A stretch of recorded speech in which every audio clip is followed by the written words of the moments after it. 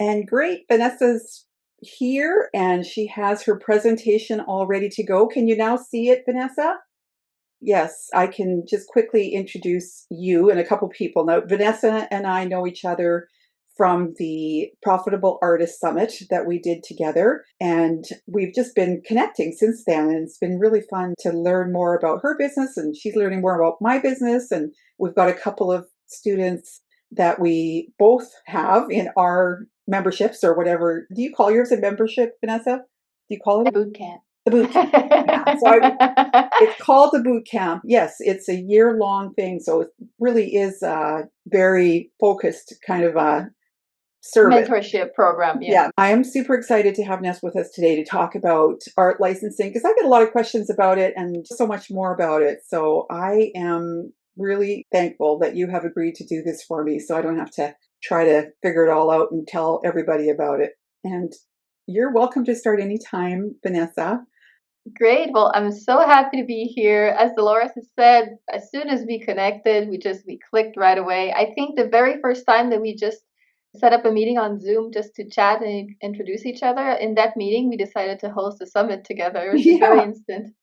And we've just really been good friends since. So I'm happy to be here in your card challenge to tell everyone about licensing. So let's get started. This presentation is called 5 Steps to Your First Licensing Deal. So it's just an overview of what licensing is, and if you wanted to do licensing, what are the general steps that you would have to go through, what are the things that you would need to prepare, and what are the things that you would need to know about and research, and all of that good stuff. So before going any further, I just want to say hi. So my name is Vanessa Stoilova. If you don't know anything about me, I've been a professional artist for 10 years now. Originally, my background is in animation, so I worked as an in-house animator for a few years, and then I quit that and I went into picture book illustration. And finally, I discovered surface design in 2021. And it's amazing to me how I was working as a professional artist for years and I still didn't know anything about surface design. It's very stealth industry. It's all around us in all of the shops that we go to, but it's something that the average person doesn't know about. It doesn't know what it is. And even when you're working as an artist, you might not know what it is. It's interesting to me. So since I discovered it in 2021, I did a complete 180 in my career because I fell in love with surface design so much. I quit my agent at the time. I quit picture books and I started from scratch in surface design. Thankfully, I've had a lot of success. I've worked with many dream clients like American Greetings, Hobby Lobby, TJ Maxx, Casetify. That's a recent one. I'm really happy with that collaboration. Scholastic, and more. And since last year, I'm represented with Pink Light Studio, my wonderful agent. Since 2020, I also have my YouTube channel, Art Business with Ness, and I do coaching and the bootcamp and all of those things to help artists also make money with their art. So that's me, but now let's talk about licensing. So in this challenge, Dolores has been telling you all about greeting cards, and I know that Dolores is doing amazing on Cardile and such platforms. She sells her cards there and she's making a killing. Licensing is a completely different avenue that you can take to also make money from your greeting cards because you can directly partner with a company. You can rent to them the copyrights to your illustrations, and then they take care of creating products with them. Of course, you can do greeting cards, but that's not the only product. There are so many different things in surface design that we can do. It's called surface design because it's designing artwork for surfaces. So surfaces just encompasses almost anything that you can think of. In for greeting cards, designers like us, very often we also end up selling the same designs for gift bags or gift boxes because the themes are also work very well for that. But it can be for wrapping paper or fabrics if you do patterns. It could be journals and planners, puzzles, phone cases, wall art, home linens like bedding and tea towels, and cups and mugs and everything that you can think of. Recently, a couple months ago, I designed a little strawberry pattern. I ended up licensing that for a cat scratcher. I was really confused when my agent told me we're selling that for cat scratchers. And my immediate thought was, where are you going to even put the art on a cat scratcher? I don't understand. But the possibilities are really almost infinite. It's a huge market. Of course, there's a lot of competition, but there's also just so many opportunities. You have millions of companies who buy millions of pieces of artwork every single year. This is just a few examples of the artwork that I've licensed in the past. I do a lot of greeting cards, as you can see, and I usually add a few patterns so that my collections can be very flexible. When you do a mix of patterns and illustrations, then you have almost any product that is open up to you. And most of these have sold. So I have these two cards that have sold to American Greetings. This collection has sold to TJ Maxx, and this collection has sold to Hobby Lobby. All right, so going into the steps. If you have decided that you want to partner with companies, the first thing that you need to do is put together a portfolio. And that can be a little bit intimidating, but it doesn't have to be. It might be simpler than you think because you can start with as little as 12 pieces. You just need to showcase what you can do, have a few samples to show clients your skills, and also have things that they can buy. Right. You don't need hundreds of designs to start. Of course, the more you have, the more variety you have, the more you can offer, but you build up to that point. No one starts with hundreds of designs, and you don't have to delay pitching to companies until you have hundreds of designs. I suggest working in collections. So if you do little collections of 3, you can do 4 sets of 3, you have 12, and you're good to go. Wow. Now, the best way to present your work, to present these 12 pieces, is on a personal website. It's very industry standard, so it's kind of expected. There's also other ways that you can present your work. A lot of people do sell sheets or little PDFs, but without a website, it really feels like something is missing. It feels odd. It's like applying for a job without a resume. A website is really expected nowadays. There are many different platforms where you can build a website. I have my website on Wix, for example. But if you happen to be a customer of the Adobe Creative Cloud, you actually get access to their portfolio builder called Adobe Portfolio for free as part of the package. Many people don't know that they have access to this for free. And it's a really great service to build a website very, very affordably because the only thing you need to pay for then is your domain name, which is about $10 per year. So that's very affordable. Something else that artists ask me all the time is, do I need to work in Vector and Illustrator in order to license my work? It used to be Illustrator was very standard, but that is not the case anymore with new printing techniques. Now digital printing is key in the industry, and digital printing really allows you to print any file of any format. It really doesn't matter. And I personally don't work in Illustrator. I like to work in Procreate, and I've never been asked to provide Illustrator files. So you can really work in any program that you enjoy.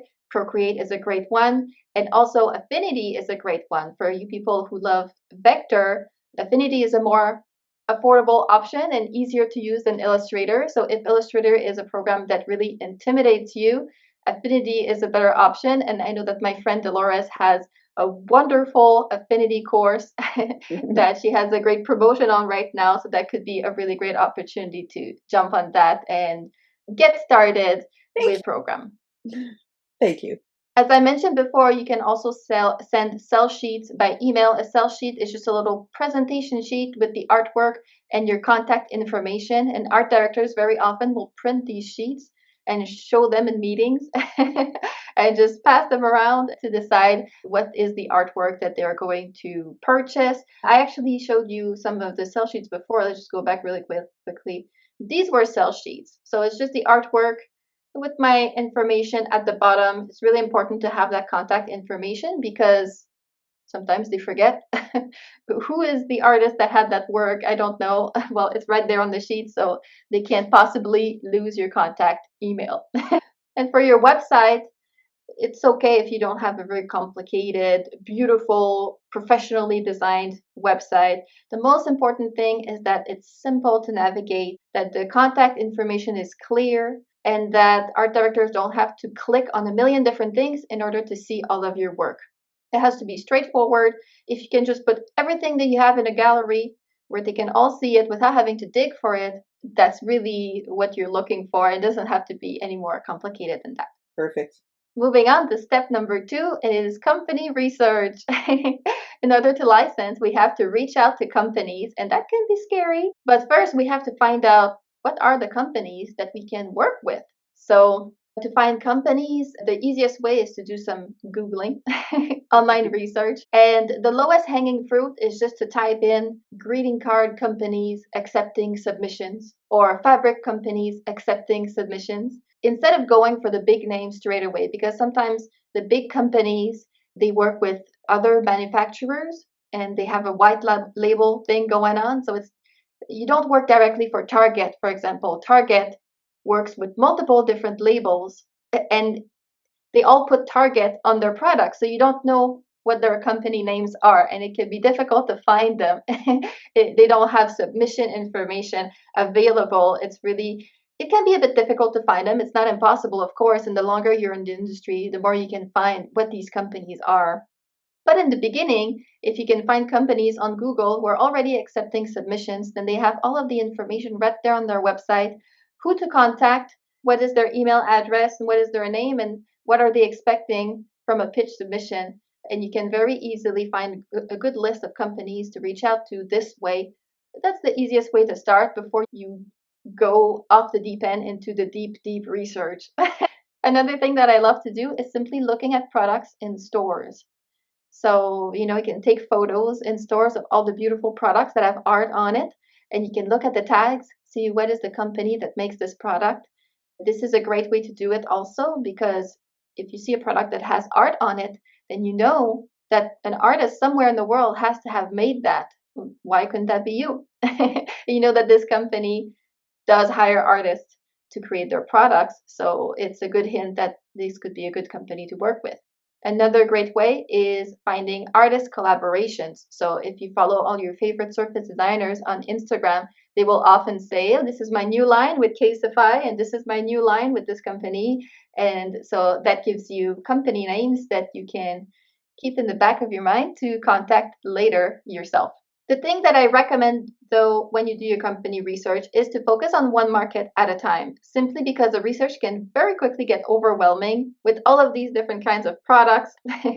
So, whether you want to start with greeting cards or fabrics or journals or whatever it is, it makes it really easy to just focus on one company, one market, find, 50, 60 companies, send them all pitches, and you can always add more industries later on. But having a focus can really make this less overwhelming, more straightforward. And the most important thing of all is to choose companies that fit your artwork. Our artwork will never be a good fit for every single company out there, and that is normal and that is okay. My artwork, for example, is very colorful and cute and young. So if I send it to a company that does very sophisticated and elegant designs, they are going to reject me and that's going to hurt my feelings. So I pick companies that have a vibe that matches with my artwork, and that gives me a lot better chance to be accepted. Of course, rejections still happen. That is normal and we have to get used to that. But the art of picking the right company is definitely something that helps you make more deals and waste less of your time. Once you have found the company, the other step that you have to do is find the name of the art director and the contact information for the art director before you can actually send them an email. And that can be an even trickier part than finding companies because not all of these art directors have their information right out there on the web, especially for bigger companies. They actually don't want to be bombarded with portfolios, so they kind of hide it a little bit. A few ways that you can find email addresses of the art directors. The first place to start is really the company website. Sometimes they have this information right on their website. It can be under submissions or artist submissions, or even in the FAQ. Sometimes you can find some information there. You can look at the company's social media. Sometimes they will have calls for artwork. LinkedIn is a really great resource because you can see all of the employees of the company, and you can see someone, oh, creative director, that's probably a good person to contact, or art buyer, okay, that one too. And you can get their names from there. And lastly, a good old Google. There has been times when I've been researching a certain person for 15 minutes, 20 minutes, 30 minutes, and I can't seem to find it.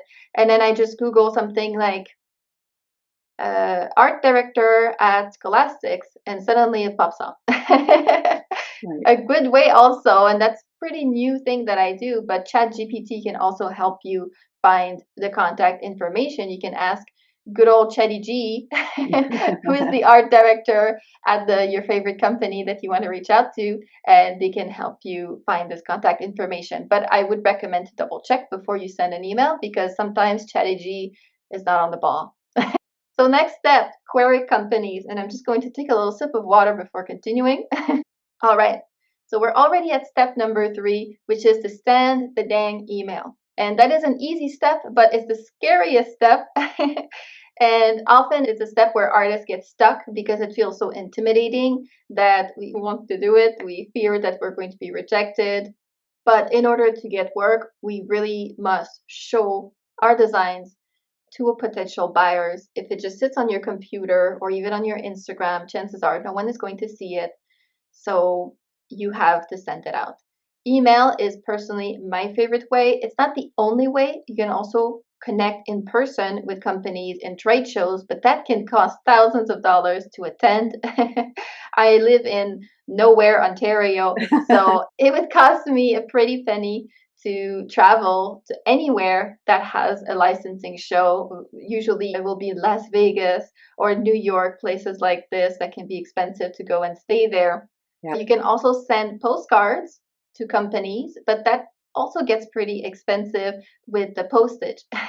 So email is a great method because it is free 99, like I like to say. You can set as many as you want.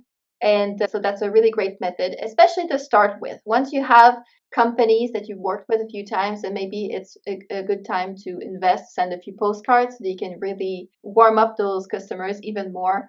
But in the beginning, email is just the best way to start.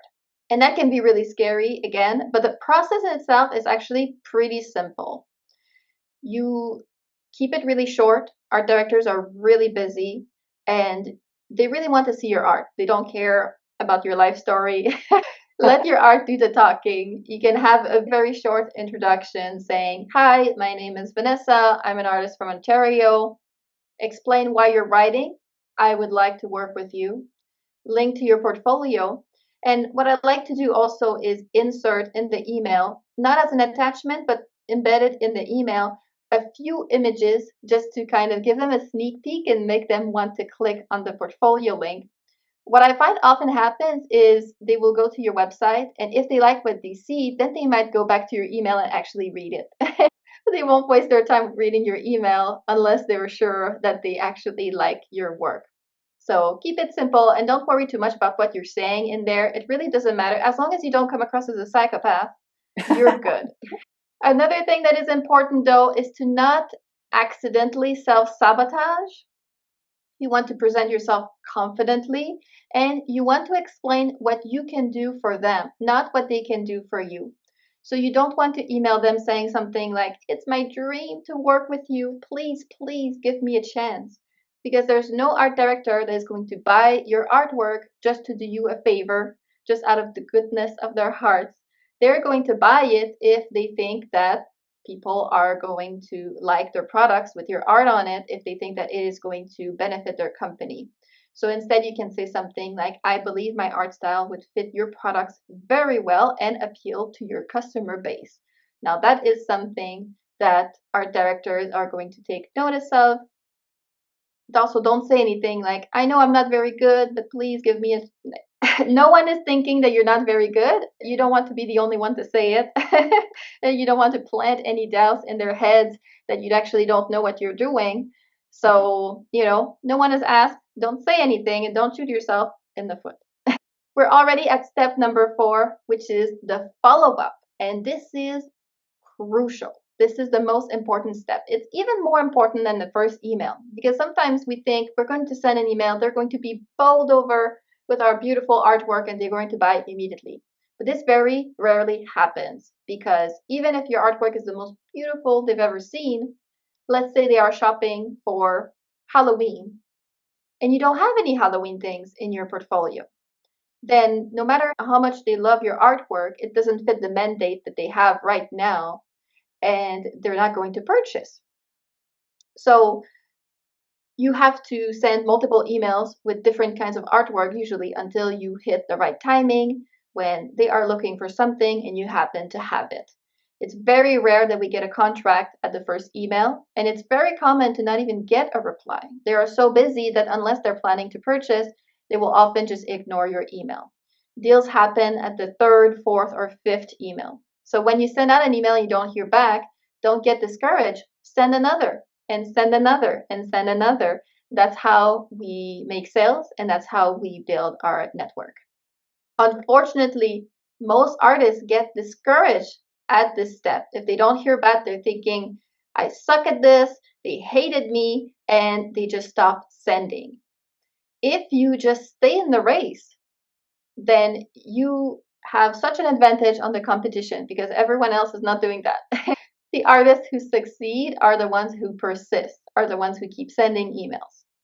Now, how to follow up? This is also super easy. So first of all, if you haven't heard back to your first email, 1 week after, just send a little follow up, really quick little, have you had a chance to look at my portfolio? Send the link again. Just make sure that it didn't fall in the crack because that happens all the time. Sometimes they're so busy, they might not even have seen your first email.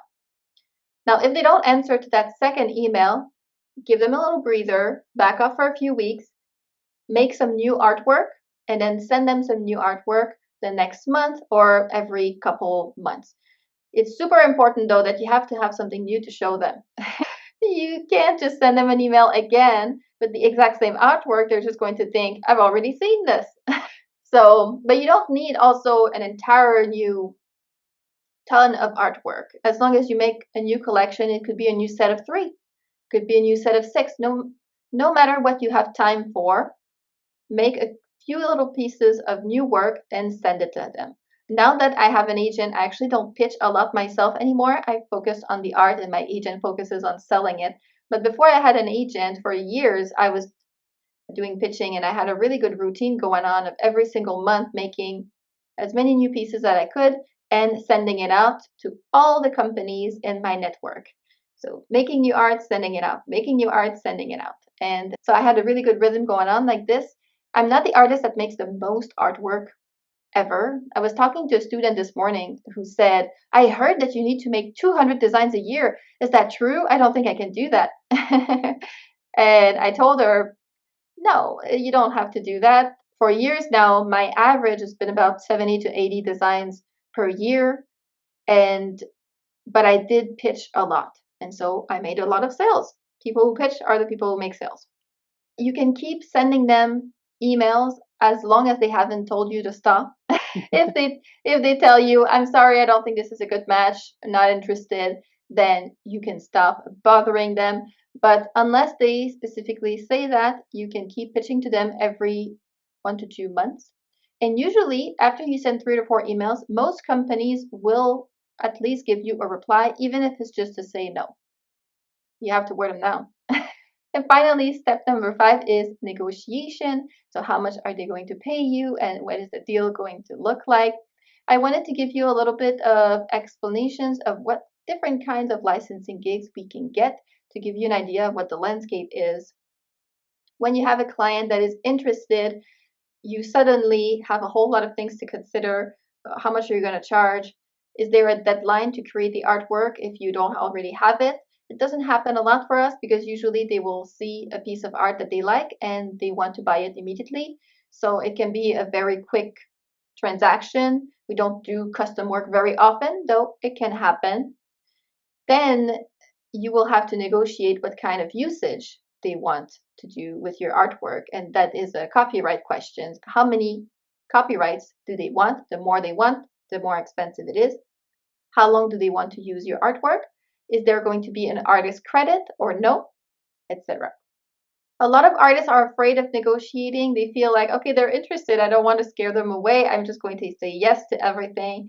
But you don't have to be afraid of that. It's a very normal part of the process. It is expected.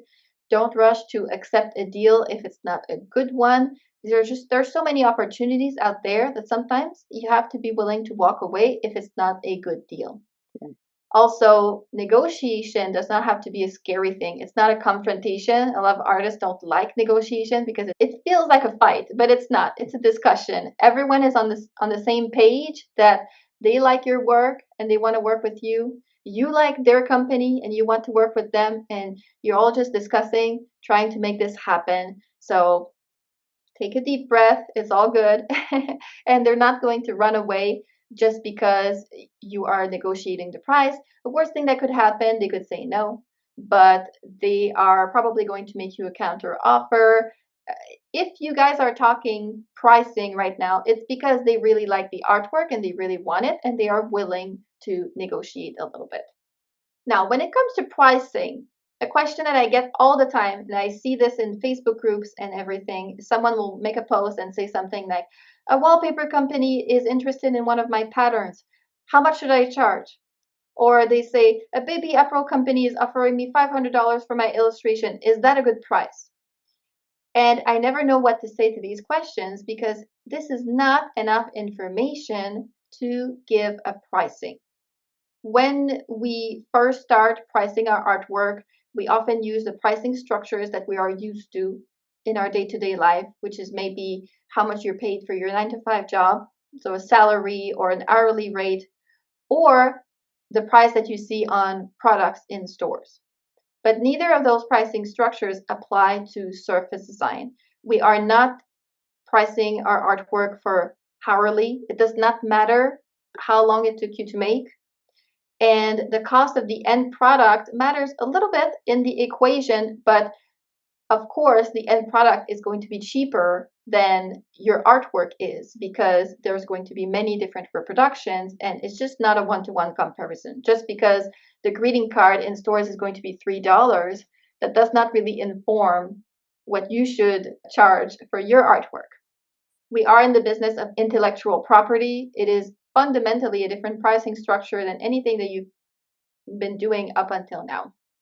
To give you an example, if you made a greeting card and it took you 3 hours and the company offered you $2,000 for it, maybe you would think, wow, that is amazing. I want to take this right now. It's an amazing pricing. It's $1,000 per hour. I want this.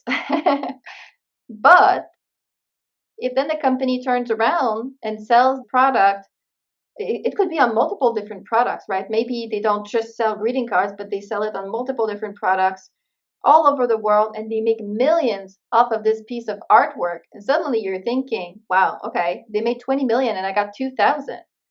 That doesn't seem like such a good deal after all. It feels like I've been had a little bit. And this has happened so many times in the history of mankind. An example that comes to mind is person that created Wolverine. It was a little contest in a newspaper, I think, and it was a kid who came up with the concept of Wolverine, and they won the contest and they got $200 or something. They were super happy with that.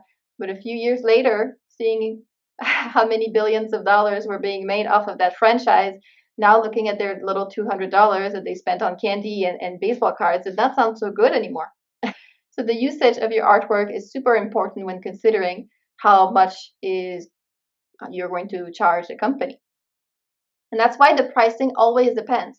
Even if you sell the same design to two different companies, the pricing might be different depending on what they're going to do with it. The more the client wants to do with the artworks and the more money they're going to make from the artwork, the more money you make. Now, maybe you're wondering, how do I know how much money they're going to make from the artwork? Maybe they don't even know. How do we find out? In order to find out, we have to ask them questions. And most of the time, the client isn't going to just volunteer this information in the first email. They're going to ask you how much you charge without giving you all of the information that you really need to give a quote. So you have to follow up with a few questions in order to get a full picture of what they're going to do with the artwork.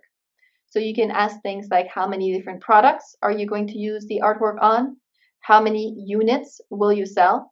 What is going to be the retail price of the product? And you can also just ask, what is your budget? Especially in the beginning, when you have absolutely no idea what a ballpark even is, you can just be vulnerable about this and say, hey, I'm pretty new at this. I don't really know what to charge. I wanted to know what is your budget. And a lot of companies will just help you out and tell you what their budget is. It will at least give you a starting number to go with. Now, after asking their question, you can find out their expected revenue. So if they will sell the product for $10 each and they are going to sell 1,000 units, then they are going to make around $10,000. So knowing this expected revenue, you can make a calculation for how much you want to charge, which is for the artist typically around 5% of the expected revenue. There are multiple different types of deals that you can do as well. Since the beginning, we've been talking about licensing, but buyouts are also an option. So buyouts is selling the copyrights outright, and licensing is renting the copyrights. If you do licensing, then furthermore, there can also be exclusive licensing or non-exclusive licensing. Of course, exclusive is going to be more expensive.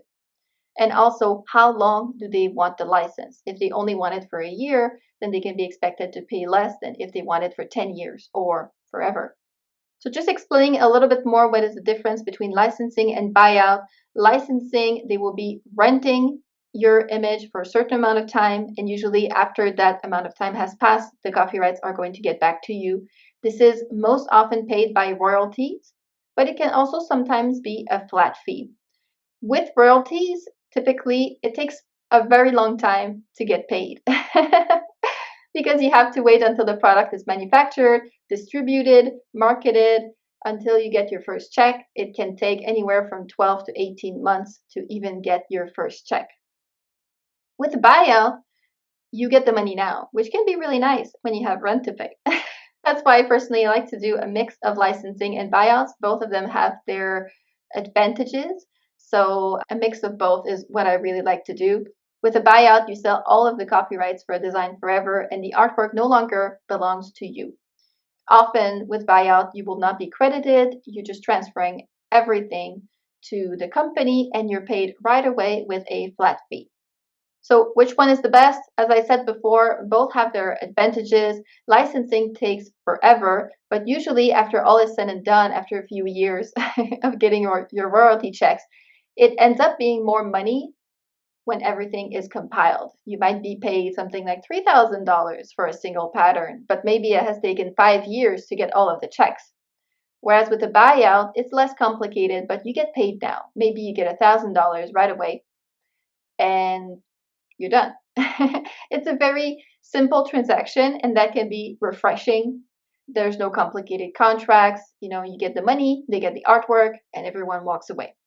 This really depends on the situation and on your comfort level. I see a lot of artists who are really kind of stuck on the idea of licensing and they only want to do licensing.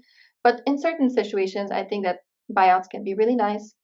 For example, this is some patterns that I've sold outright. And these are all pretty simple, and I didn't feel too precious about them. I'm fine giving up the copyrights for this. They didn't take me quite a long time. It's just like a little plaid, some dots, and some suns. And I think I got, on average, about $600 USD for each one of these patterns. This is a very good use of my time, I feel like. I think these suns and the plaid sold to Hobby Lobby. Hobby Lobby does buyouts exclusively. And this dots pattern sold to American Greetings. And for all that it took me 10 minutes, getting 600 USD for me is a very good deal.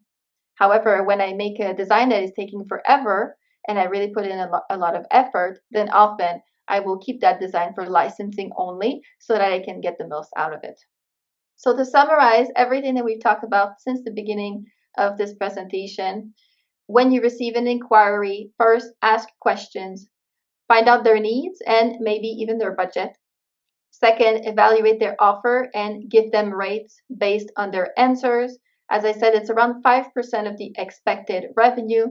Sometimes they just don't know how many they're going to sell, but don't let them get away with that, that kind of non-answer. You can ask them, well, your other similar products in previous years, what were your averages? They can probably come up with an answer. They're just not trying very hard. If you are nervous, I also suggest offering them different options. You can give them a low-cost option for a non-exclusive license, a medium-cost option for an exclusive license, and a premium cost option for a full buyout. I do that a lot because then it's not a matter of a yes or no, but it's a matter of which one they're choosing. And no matter what they choose, you end up with a deal in the end. Yeah. I've been surprised before in the past where I expected that the company would not have a big budget, and I gave them multiple options and they immediately went for the highest cost option. And I was like, oh wow, I did not expect that's what they were going to pick. I'm glad that I at least had it as an option. And even if they don't pick that one, sometimes your your preferred price might seem better to them because it seems cheaper in comparison to the luxury cost option. So they feel like they went nicely down in the middle and that they got a good deal. Most importantly, be prepared to walk away. Some companies don't pay enough, and if it's not enough to, sustain at least the time that you spent working on it, or make up for not being able to sell it to another company that might sell it for more, then you have to respect yourself and just be prepared to say, no hard feelings here, but this just won't work for me. I wish you all the best. The whole process can be actually fairly simple, especially after you practice it a little bit. And the nice thing with surface design is that it's possible to get contracts pretty quickly. When I first started pitching in surface design, I think I sold my first one 2 weeks after I started pitching. And that was pretty exciting for me because coming from the picture book market, I was used to having to really warm up potential publishers for months before they would trust me enough with a big project like a picture book. But this isn't custom work, and typically it's not a big project either. They see exactly what the design is that they're going to buy, and they know if it's going to work for them. So even if you have no experience at all, they see it, they like it, they buy it. It can be a very simple transaction. What is a bit more complicated is creating marketable art that really fits well with the market's needs, creating artwork that has mass market appeal. That can be tricky. And I've gotten a lot better at this over the last few years, but it's still sometimes I'm just not too sure. Sometimes I make a collection that I think is going to be a big hit, and it's not. And sometimes I make something really quickly and it sells right away. So you always have a certain amount of uncertainty when it comes to that. But certainly, when I first started, I was making a lot of artwork that never sold. And now I have a much bigger proportion of designs that do sell because I've gotten a lot better at finding out what makes marketable art and what do art directors are really looking for. That is the most challenging part of surface design. But it's also a nice game. I like this challenge, trying to figure out what people are going to enjoy having on their products. It can be really fun. And when it works out and a company buys it, you're like, yay, I figured it out. And that's really fun. To help you out with this process, I have a free guide that I would like to offer you. The link is right here, but I think Dolores is also going to send you the link after all of this. It's a free guide called 6 Essentials for Your Surface Design Portfolio. And it talks about the different themes and topics that are really great to make designs about because those things are more likely to sell than just, doing random things. I know that also Dolores has a lot of great advice in this challenge about what makes great cards that companies would be excited about. So whether you're looking for putting your cards on Carlisle or Ella Card, or if you're looking to reach out to companies, definitely her tips and my tips in this guide are going to help you with that. I see that Dolores has just popped the link in the chat. Thank you, Dolores. You're welcome. And that's it. This is the end of the presentation. If you have any questions, you can ask them now in the chat. We have a few more minutes to take questions. And if we don't get to your question, feel free to email me at info@artbusinesswithness.com. I'll be happy to chat with you and help you out with your questions about this. There were a couple questions. I can just ask you if you don't mind. One of them was when you submit through a form on the website, like their website, is there a good way to follow up if it's a form? Right. So I don't recommend using the form on the website because it doesn't get to the person that you're trying to reach. It usually reaches customer service, not the art director. And you have less options for your email. Sometimes they don't allow links. Sometimes they don't allow to put in images or things like that. So I really recommend doing that extra research to find the art director's name. Well, If you Nessa, really, oh, I say sometimes you it's could, a link specific for submitting your stuff, but then there's yes, no real way to follow up. Yeah. yes.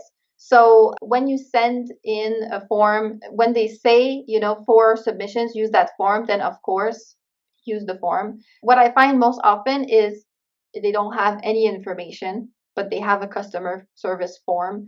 And in this case, it can be good to send in an email using the form to say, where should I send my portfolio? Can you direct me where I can send the portfolio? When you have the email address, it's just much easier for you.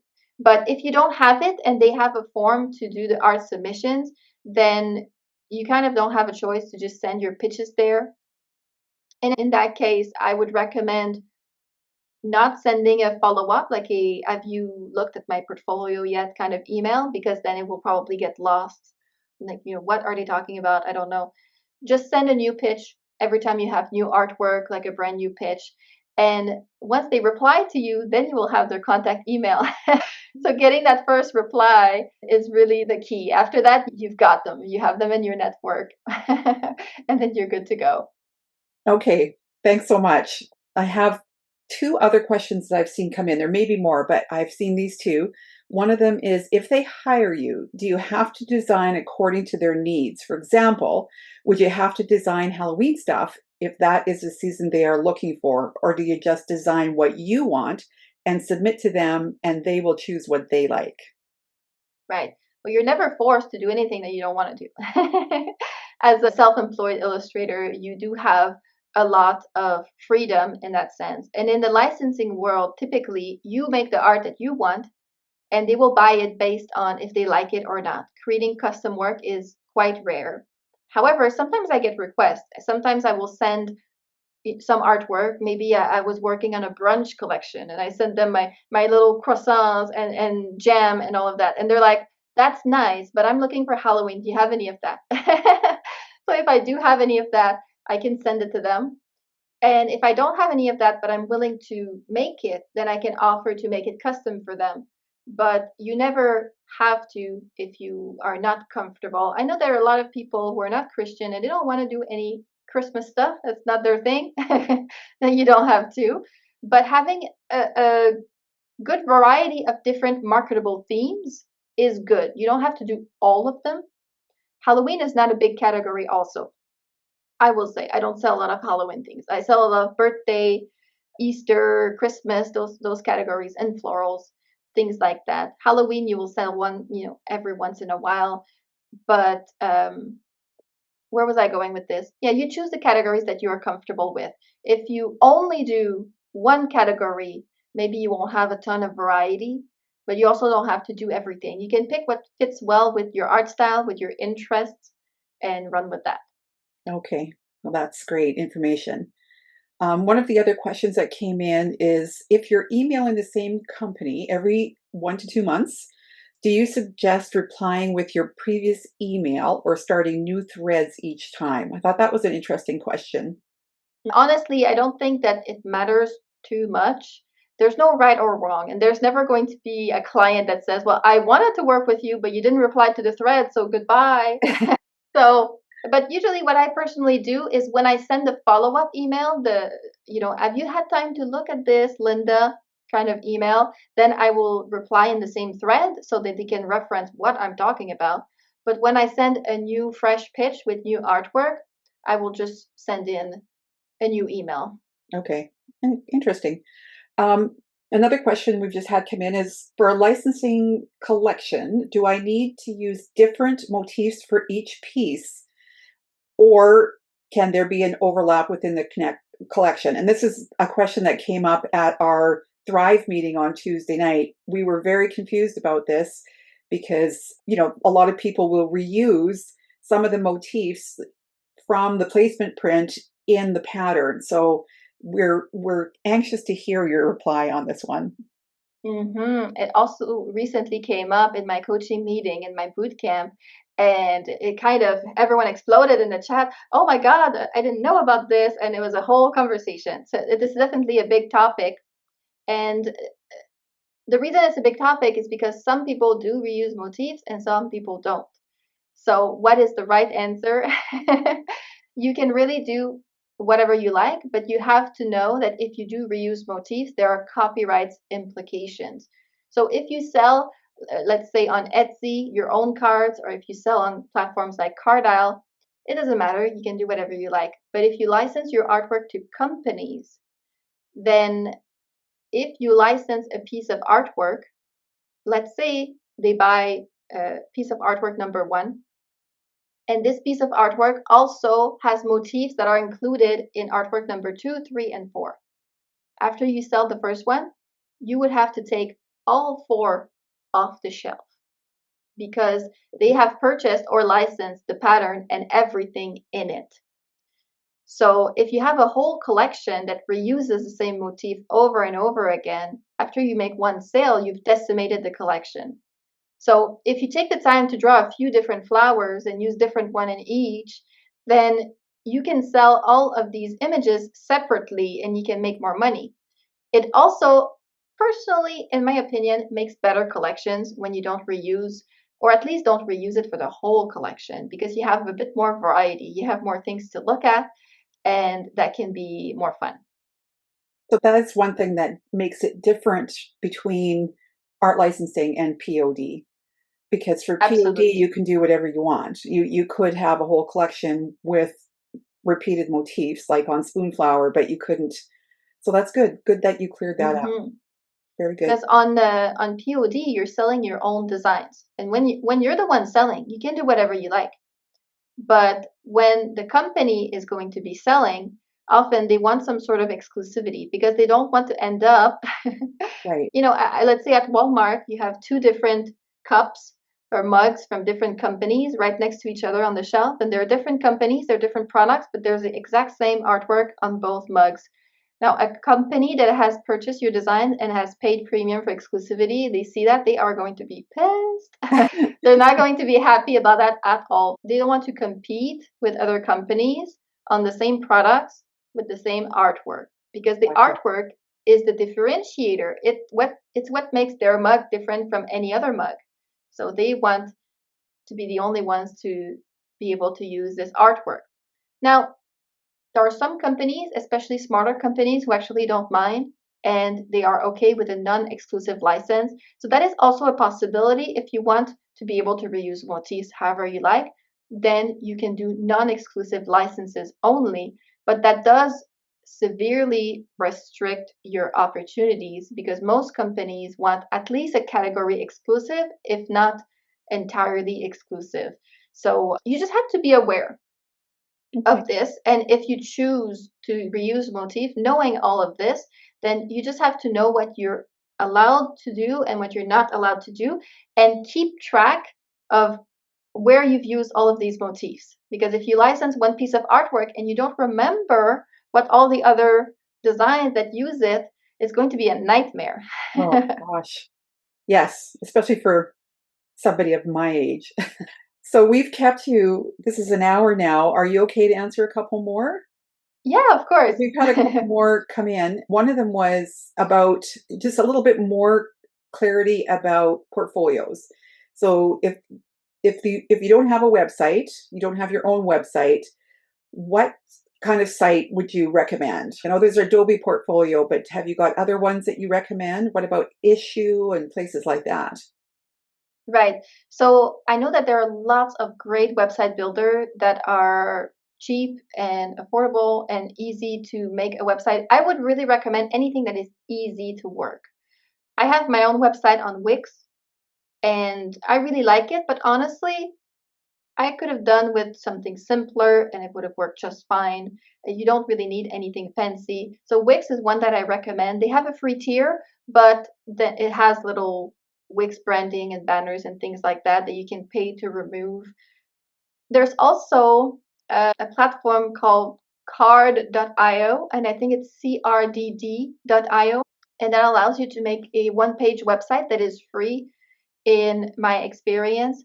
I've also heard good things about Portfolio Box. Squarespace is also a very good one, but is a bit more on the expensive side. So yeah, I mean, the tool that you find is easiest to use, I feel, is the best tool. And that's one reason that I actually like Adobe Portfolio, is because you don't have all these different options. You know, you can't do a shop or blog or all of these complicated things. It's just for portfolio, so it has exactly what we need and nothing more. In my bootcamp, I ran through a whole tutorial of building a website in Adobe Portfolio, and it took me about 3 hours to build a website from start to finish in front of my students' eyes. So it can really be done in a weekend, and then you're good to go and you're ready to. You don't want this to be the thing that stops you from pitching. You want to get started. Well, thank you. That's all interesting. I mean, I'm just like 12 things in my head here of what you've talked about that are going to be super helpful. Does anybody else have any questions that they want to ask while Vanessa is here? I see Tiffany in the chat say, since I already pay for Adobe anyway, I took advantage of Adobe Portfolio since it's part of the subscription, and I was able to just upload my sell sheets and then link back to my website. Yeah, That's a wonderful solution. that's what I've done too. And I'd love to go in there and update it with some of my more recent work, but I've been using that for many years and it's super easy. And you can separate different categories. So I've got one that's just all my abstract artwork, and then I have another one that's all my greeting cards. So it works. It's easy. Yeah, absolutely. I so right now I have my website on Wix, but it expires in January, I think, and I have decided not to renew it. I pay something like $150 a year for this website, and since I now have my agency, I don't really do a whole lot of pitching myself. I leave it all to my agency. And so this website has been collecting dust a little bit, and I don't think there's any reason to pay $150 for that. I do want to have a website just in case people are looking me up, but there's nothing that I can't do on Adobe Portfolio. So I am going to transfer over, and I'm actually going to use the website that I built for my students in the tutorial. I use this as, you know, two birds with one stone kind of thing. I built myself the portfolio that I wanted while showing people how to do it, and I'm just going to go in and finalize it, all the settings and things, and put it live before my Wix subscription expires in January. Oh, I'm sure it'll work. Whichever. Everybody has their own way they want to do things. I've got two other things that came to mind just as you were talking there. And one of them is that I'm wondering if you could just give everyone just a little idea of how it is working with an agency now, as opposed to having been completely doing it on your own before. What kind of thing happens between the agency and you or their artists? Right. So I really love my agency, Pink Light Studio. They're wonderful. It's a great team of all women. The staff and all the artists are women, and we're all into the frilly pink and feminine art. I love it there. They are very organized, which is what I love to see. That we have a community on Slack where all of our communication comes in. And so we have a minimum of 12 pieces of artwork that we have to turn in every month. Some people choose to do more. Some people don't have time, but 12 is fine. And that's a mix of more complex designs and more simple designs. So it feels intimidating, but you know, out of the 12, some of them are going to be stripes and dots. So it's actually pretty easy to do the 12. And we're pretty much left to whatever we want to do. There are some artists who just doing their own thing, but if we want some inspiration, we can also use a lot of the trend research that they do for us. So we have these nice mood boards with all the latest trends that we can use for inspirations. And we have submission calls from companies or different requests from companies. Sometimes companies send in a PDF with their mood boards and what they're going to be shopping for, or very specific requests sometimes. One was they requested little cats in strawberry hats. Random. Yeah, very random. We're not forced to jump on any of those submission calls. So I typically do a mix of just collections that I've planned for myself that I want to do. And then if I see a submission call that really inspires me, then I jump on it and just do something really quick for that. And we have a monthly meeting once a month where they tell us about the different things that they have going on, like trade shows and new trends and things like that. So there's a lot of communication. They keep us very updated with what is going on in the industry, and they showcase my artwork at different trade shows. And then whenever they make a sale, they let me know. They're like, "Yay, we sold this!" And I'm like, "Yay!" And then they send me money, and it's wonderful. I love that. I have one question that just came in here. Are agents expensive? Well, in a way, yes, and in a way, no. You don't pay them so much, but they take a percentage of your sales. So, and that can be quite a big percentage. Pink Light Studio takes 50% commission, but I think they do so much work that they really earn it. I can't attend trade shows by myself. It would cost me $20,000, but they go to trade shows and they connect me with all these companies and they sell my artwork every single month.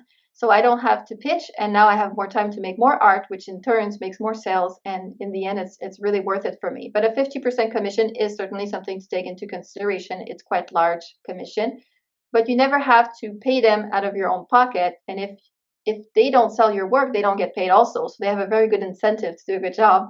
Yeah, yeah, for sure. Any of you who are in the membership, I do have some trend forecasting classes that kind of teach you how to look for trends. And I do get trend documents as well from my agent.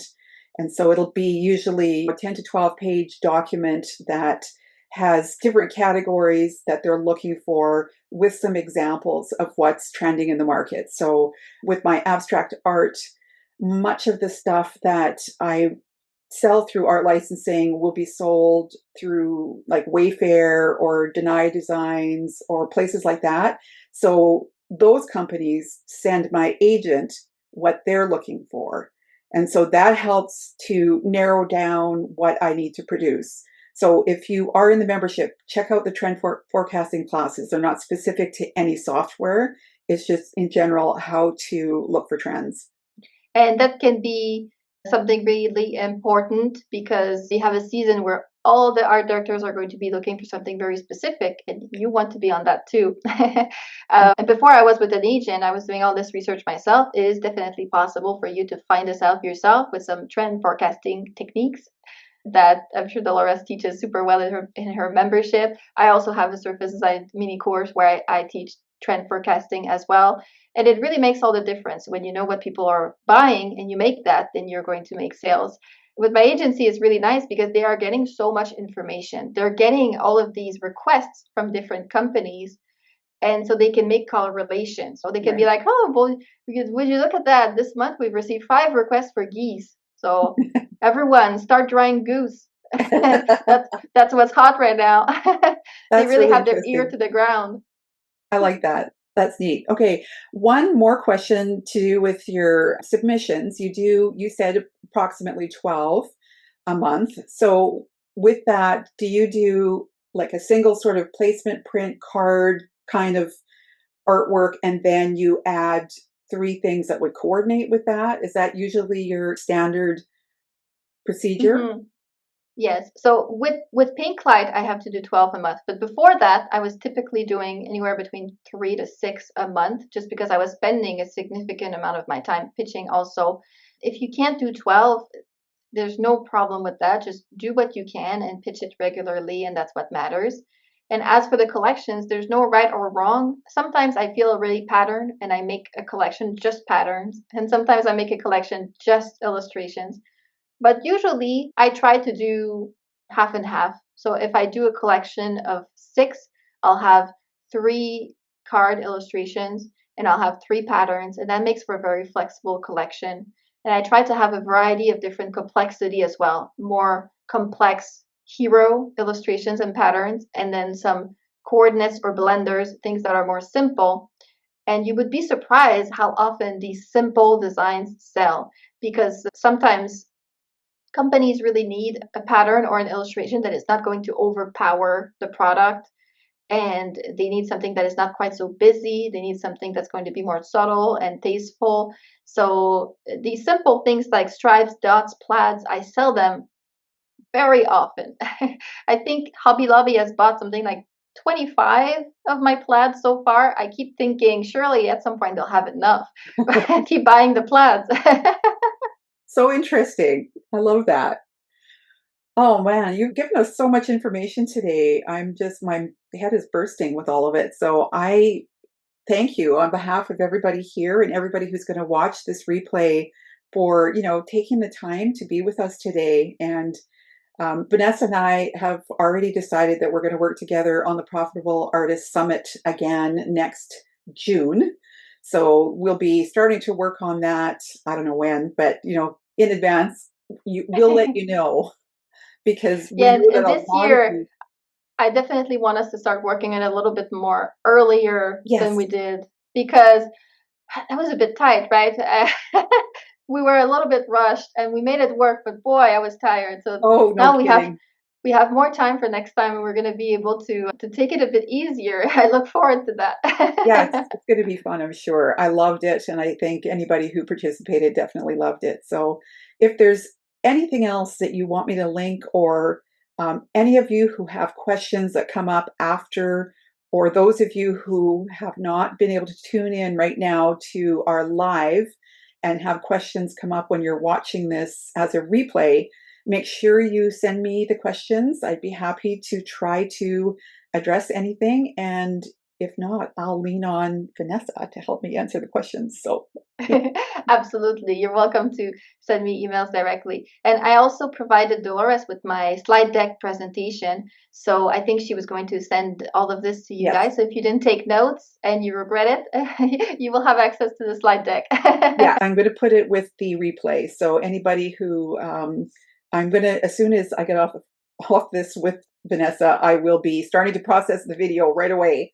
It does take me a couple of hours to do that, but I will try to get it up there as quickly as I can, hopefully. And I'm so happy I didn't have any internet issues since I had a technician here again today. Today, this meeting went without a hitch for once, other than that stuff at the beginning. But hopefully Zoom doesn't change everything again by tomorrow. Yes, once we got started, it went really well. And I just saw in the comments, Sheila said she joined Affinity Foundation today.